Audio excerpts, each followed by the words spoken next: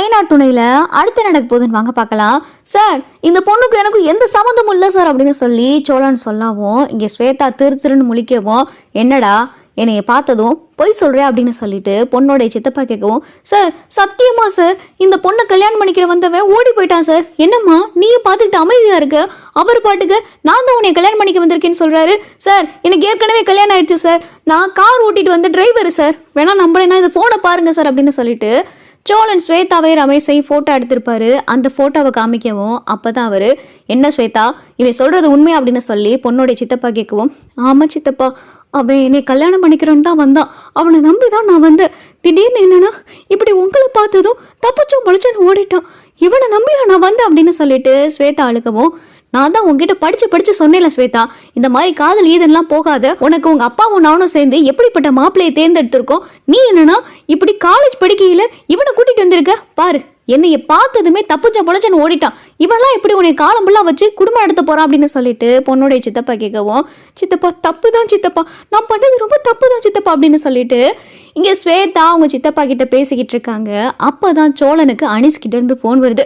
பயா பயா அப்படின்னு சொல்லிட்டு அனிஸ் கடந்து பதறவும், அனிஸ் அனிஸ் என்னாச்சு அனிஸ் அப்படின்னு சொல்லி சோழன் கேட்கவும், பயா நான் சேரன் பயாவுக்கு போன் பண்ணேன், அவர் போன் எடுக்கவே மாட்டேங்கிறாரு பயா, இங்க நிலைமை கை மீறி போய்கிட்டு இருக்கு பயா, எங்களை ஊருக்கு கூட்டிட்டு போறதுக்கு பதிலா ஏதோ போற வழியிலேயே ஏதோ ஒரு காட்டு பங்களா மாதிரி ஒரு இடம் இருக்கு பையா, அங்கே எங்களை அடைச்சு வச்சிருக்காங்க பையா, அங்கேதான் சந்தாவுக்கும் என்னுடைய பீகார் மாமாவுக்கும் கல்யாணமா பையா, பையா ஏதாவது பண்ணுங்க பையா அப்படின்னு சொல்லிட்டு இங்க பார்த்தா அனிஸ் கடந்து கதறவும், அனிஸ் அனிஸ் ஒன்னும் பாட்டுப்படாதீங்க, நீங்க இருக்கிற இடம் இதாக அட்ரஸ் சொல்லுங்க அப்படின்னு சொல்லிட்டு இங்க சோழன் கேட்கவும், பையா நாங்க எங்க இருக்கோன்னே தெரியல பையா, எனக்கு எந்த இடம்னு கூட சொல்ல தெரியல பையா அப்படின்னு சொல்லி இங்க அனிஸ் கதறிக்கிட்டே இருக்கையில அப்பதான் அந்த பீகார் வடக்கனுங்க பார்த்துட்டு அனிஸ் கிட்ட இருந்து அடிச்சு போனையும் பிடிங்கிறாங்க. அனிஸ் அனிஸ் அனிஸ் அப்படின்னு சொல்லி இங்க சோழன் கதறிக்கிட்டு கிடக்காரு. இதை ஸ்வேதாவுடைய சித்தப்பா பாத்துறாரு. அவரு போலீஸ்காரரு. என்னப்பா எதுவும் பிரச்சனையா அப்படின்னு சொல்லிட்டு அவர் கேட்கவும், சார் உங்களை பார்த்தா போலீஸ் மாதிரி தெரியுது அப்படின்னு சொல்லி சோழன் கேட்கவும், ஆமாப்பா நான் எஸ்பி அப்படின்னு சொல்லிட்டு இங்கே ஸ்வேதாவுடைய சித்தப்பா சொல்லவும், நீங்கள் எஸ்பியா சார், எனக்கு ஒரு உதவி பண்ண முடியுமா சார், உங்ககிட்ட பெரிய ஹெல்ப்பாக நினச்சி கேட்குறேன் சார், இந்த பொண்ணுக்கும் எனக்கும் எந்த சம்மந்தமும் கிடையாது சார், நான் ஒரு சாதாரண கார் டிரைவர் சார், என்னை புக் பண்ணாங்க, நான் வண்டி ஓட்டிட்டு வந்தேன், அவ்வளவுதான் சார், மற்றபடி எனக்கு எதுவும் தெரியாது சார், சார் எனக்கு ஒரு உதவி பண்ணுங்க சார், என் அண்ணன் கல்யாணம் பண்ணிக்கிற இந்த பொண்ணு அவங்களுடைய சொந்தக்காரங்க வந்து கடத்திட்டு போயிட்டாங்க சார், அவங்க பீகார் சார், எல்லாருமே வடக்கன் சார் அப்படின்னு சொல்லிட்டு இங்கே சோழன் சொல்ல, சரிப்பா உனக்கு இப்போ என்ன உதவி வேணும் அப்படின்னு சொல்லிட்டு பொண்ணோடைய சித்தப்பா கேட்கவும், சார் இப்போ போகிற வழியில் உங்களை ஊருக்கு கூட்டிகிட்டு போகிறேன்னு சொல்லி தான் சார் கடத்திட்டு போயிருக்காங்க, ஆனால் என்னென்னு தெரியல, போகிற வழியில் ஏதோ ஒரு இடத்துல வச்சு அந்த பொண்ணுக்கும் அந்த பொண்ணுடைய மாமாவுக்கும் ஏதோ கட்டாயக்கலை நடக்க போதா சார், இப்போ அந்த பொண்ணுடைய அண்ணன் எனக்கு ஃபோன் பண்ணி எல்லா விவரத்தையும் சொன்னார் சார், இப்படியா அந்த கல்யாணத்தை தடுத்து நிறுத்தணும் சார், என் அண்ணனும் அந்த பொண்ணும் உசுருக்கு உசுராக காதலிக்கிறாங்க சார், ரெண்டு பேரும் கல்யாணம் மனமிட வரை போய் தாலி கட்டுற நேரத்தில் கடைசி நேரத்தில் வந்து துப்பாக்கியை காட்டி மிரட்டி அந்த பொண்ணை கடத்திட்டு போயிட்டாங்க சார், ப்ளீஸ் சார் உதவி பண்ணுங்க சார் அப்படின்னு சொல்லி சோழன் கேட்கும், சரிப்பா ஒன்றும் பதட்டப்படாது, அந்த ஃபோன் நம்பரை வச்சு இருக்கிற இடத்த ட்ரேஸ் பண்ணிடலாம், நீ என் கூட வண்டியில் வா அப்படின்னு சொல்லிட்டு ஸ்வேதா சித்தப்பா கிட்ட சோழன் உதவி கேட்டு போறாரு. அங்கே போய் கண்ட்ரோல் ரூம்ல இங்கே அனீஸோடைய ஃபோன் நம்பரை கொடுத்து அந்த நம்பரை ட்ரேஸ் பண்ணுற சொல்கிறாங்க.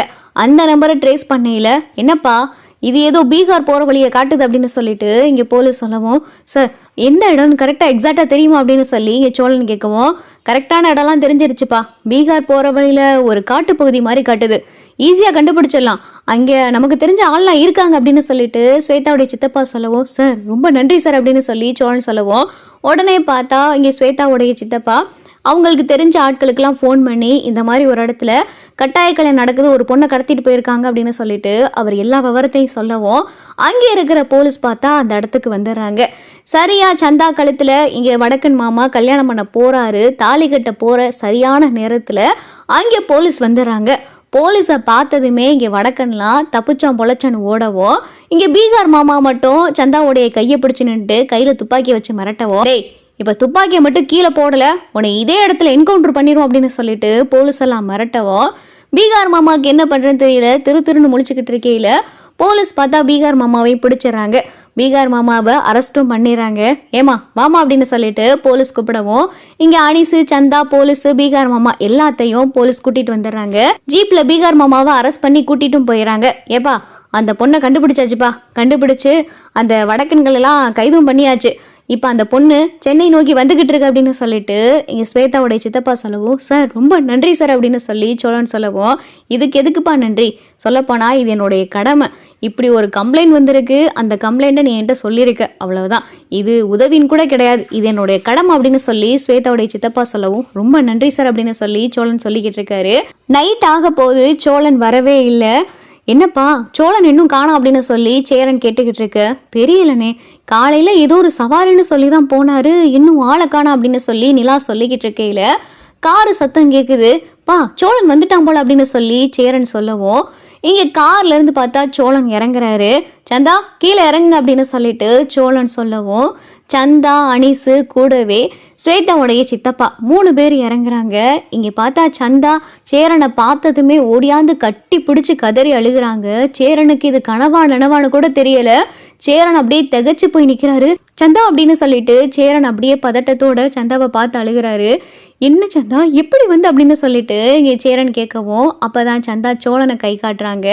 சோழன் எப்படி எப்படி சந்தாவை கண்டுபிடிச்சிங்க அப்படின்னு சொல்லி நிலா கேட்கவும், நான் கண்டுபிடிக்கலைங்க, நமக்கு கண்டுபிடிச்சி இந்த மாதிரி ஒரு உதவி செஞ்சதே சாரு தான், சாரு எஸ்பி அப்படின்னு சொல்லிட்டு சோழன் சொல்லவும், சார் ரொம்ப நன்றி சார் அப்படின்னு சொல்லி இங்கே நிலா கையெடுத்து கும்பிடவும், எதுக்குமா நன்றி, இது என்னுடைய கடமை தான் அப்படின்னு சொல்லிட்டு ஸ்வேதாவுடைய சித்தப்பா சொல்லவும், ஆமாம் இவர் எப்படி சோழன், இவரை எப்படி கான்டாக்ட் பண்ணீங்க, என்ன நடந்துச்சு அப்படின்னு சொல்லி நிலா கேட்க, அப்பதான் அனீஸு நடந்த விவரம் எல்லாத்தையும் சொல்லவும், சோழன் நல்ல வேலைக்கு சரியான நேரத்தில் சார்கிட்ட உதவி கேட்டு சாரும் சரியான நேரத்தில் உதவி பண்ணதுனால தான் சந்தாவை காப்பாற்ற முடிஞ்சு அப்படின்னு சொல்லி நிலா சொல்லவும், பரவாயில்லம்மா நான் கிளம்புறேன் அப்படின்னு சொல்லிட்டு ஸ்வேதாவுடைய சித்தப்பா கிளம்ப போகையில அப்பதான் சோழன், சார் இருங்க சார், டீ காஃபி ஏதாவது குடிச்சிட்டு போகலாம் அப்படின்னு சொல்லி சோழன் சொல்லவும், பரவாயில்ல சோழன் இன்னொரு நாள் பார்க்கலாம் அப்படின்னு சொல்லிட்டு ஸ்வேதாவுடைய சித்தப்பா கிளம்பிடுறாரு. இங்கே சந்தா சேரனை கட்டி பிடிச்சி அழுகவும், இதை பார்த்ததுமே சந்தோஷத்துல நிலா ஓடியாந்து சோழனை கட்டி பிடிச்சிக்கிறாங்க. சோழன் சோழன் ரொம்ப நன்றி சோழன் அப்படின்னு சொல்லிட்டு நிலா கட்டி பிடிக்கவும், இதை பார்த்துட்டு நடேசன், பாண்டி, பல்லவன், சேரன் 3 பேரும் ஆச்சரியமா பார்க்குறாங்க. இது நிலாதானா அப்படின்னு சொல்லி நடேசன் பார்த்துக்கிட்டு இருக்காரு. இங்கே சோழனுக்கு பார்த்தா ஒரே இன்ப அதிர்ச்சியா இருக்கு. என்னங்க ஏன் அப்படின்னு சொல்லிட்டு சோழன் கேட்கவும், இல்லை சோழன், அண்ணனை காலையிலேருந்து பார்க்கையிலேயே மனசு ரொம்ப கஷ்டமாக இருந்துச்சு. அத்தனை கஷ்டத்தையும் மனசுக்குள்ளே போட்டு பூட்டி வச்சுக்கிட்டு யாருக்கிட்டடா சொல்லி அழுகிறதுன்னு தெரியாமல் அவர் முகமே அப்படிதான் இருந்துச்சு. திடீர்னு நீங்கள் சந்தாவை கூட்டிகிட்டு வந்து பார்த்ததுமே அண்ணன் முகத்தில் எவ்வளவு சந்தோஷம் பார்த்தீங்களா, இதுக்கெல்லாம் காரணம் நீங்கள் தான் அப்படின்னு சொல்லி நிலா இங்கே சோழனை கட்டி பிடிச்சி நன்றி சொல்லிக்கிட்டு இருக்காங்க.